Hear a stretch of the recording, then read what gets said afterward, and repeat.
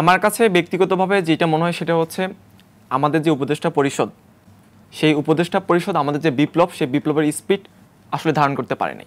দেখেন 15 তারিখ যখন ঢাকা বিশ্ববিদ্যালয়ে 15 জুলাই যখন ঢাকা বিশ্ববিদ্যালয়ে আমাদের উপর হামলা করা হয়, সেই হামলায় আমাকে যারা মেরেছিল ব্রিটিশ কাউন্সিলের সামনে, আমি যখন ভিসি চত্বর থেকে মার খেতে খেতে যখন ব্রিটিশ কাউন্সিলের সামনে গিয়ে বসি, সেখানে গিয়ে যারা আমাকে মেরেছিল তারা স্টিল ফেসবুকে পোস্ট দিয়ে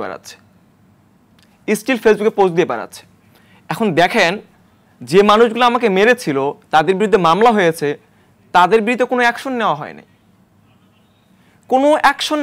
আপনি কল্পনা করতে পারেন যে এই আমরা একটা সরকার গঠন করলাম, সেই সরকার এখন পর্যন্ত এই যে এতগুলো মামলা হয়েছে, সাবেকে তো আমরা মামলা করছি, তাদের বিরুদ্ধে কোনো মামলা হয়নি, মামলা হওয়ার পর তাদেরকে ধরা হচ্ছে না। এখন দেখেন, যখন আমরা বিপ্লব করতেছিলাম, বিপ্লব চলাকালীন অবস্থায় আমি এই বাসায় থাকি, ফেসবুকে একটা স্ট্যাটাস দিই, সাথে সাথে ডিবি ওখানে এসে হাজির, কোনো কিছু করলে সাথে সাথেই চলে আসে ওখানে। এখন তাহলে এই অন্তর্বর্তীকালীন তার থেকে কেন ধরতেছে না?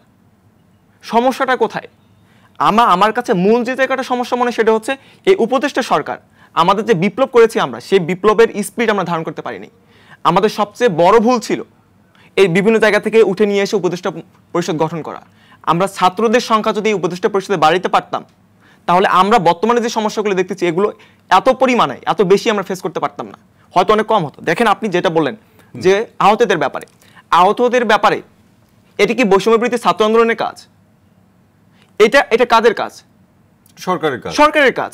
সরকারকে সহায়তা করবে কারা? আমরা। সরকার যদি বলে যে আমরা আমাদের ওই রকম হচ্ছে না, আমরা পারতেছি না, তোমরা আমাদেরকে সহযোগিতা করো, বৈষম্যবিরোধী ছাত্র আন্দোলন আমাদেরকে সহযোগিতা করো, আমরা আছি, আপনাদেরকে সহযোগিতা করবো। কিন্তু আপনারা এখন কোনো উদ্যোগ নেন নাই। তাদের চিকিৎসার ব্যাপারে আপনারা আজ 101-2 দিন হয়ে যাচ্ছে, আপনারা কি করছেন তাদের ব্যাপারে? তাদেরকে কেন মাঠে নামতে হবে আজকে? না, এক্ষেত্রে সরকারের পক্ষ থেকে বক্তব্য হলো যে কাউকে বিদেশে পাঠানোর প্রসঙ্গ নিয়ে তারা ভাবছে, বাইরে থেকে চিকিৎসক আনাচ্ছে।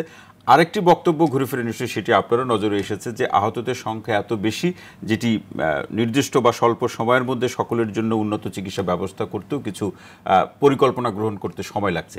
এখন এই বক্তব্যের সাথে, সরকারের এই বক্তব্যের সাথে আপনি একমত কিনা? দেখেন, বিপ্লব পরবর্তী সময়ে যে মানুষগুলো আহত হয়েছে তাদেরকে চিকিৎসা দেওয়া আমাদের প্রথম কর্তব্য ছিল এবং প্রধান দায়িত্ব ছিল। কিভাবে তাদেরকে আমরা চিকিৎসা দিতে পারবো, কিভাবে তাদেরকে সুযোগ সুবিধা দিতে পারবো, কিভাবে একটা মানুষের হাতটা না কেটে, একটা মানুষের পাটা না কেটে তাকে আমরা সুস্থ করে তুলতে পারবো। একটা মানুষের চোখ নষ্ট হয়ে গেছে, সেই মানুষটাকে আমি কিভাবে সুযোগ সুবিধা দিতে পারবো, কিভাবে তার চোখের আলো আমরা ফিরিয়ে দিতে পারবো, এইটা আমার প্রথম এবং প্রধান প্রায়োরিটি হওয়া উচিত ছিল। কিন্তু সেটা আমরা করতে পারিনি। আপনি অনেক পরিকল্পনার কথা বলবেন, অনেক কিছু বলবেন, কিন্তু আপনার প্রধান কাজ কি ছিল? আপনাকে এটা করতে হবে, কিভাবে করতে হবে সেটা আপনার ভাবতে হবে। যত দ্রুত সম্ভব আপনার করা উচিত ছিল। আপনি দেখেছেন যে অনেকের এই দীর্ঘ সময়ের কারণে একটা সময় যখন আপনি গুলি লেগে গেছে, যখন আপনি 101 দিন 2 দিন অনেক দিন ধরে আহত অবস্থায় আছেন, তখন আপনি আগের অবস্থায় কিন্তু পারবেন না। যদি এটা আপনি 5 দিন অবস্থায় দ্রুত সময়ের মধ্যে আপনি করতে পারতেন, তাহলে একটা কথা ছিল। কিন্তু এতদিন যার পর সেটা সম্ভব হচ্ছে না, আমরা পারতেছি না।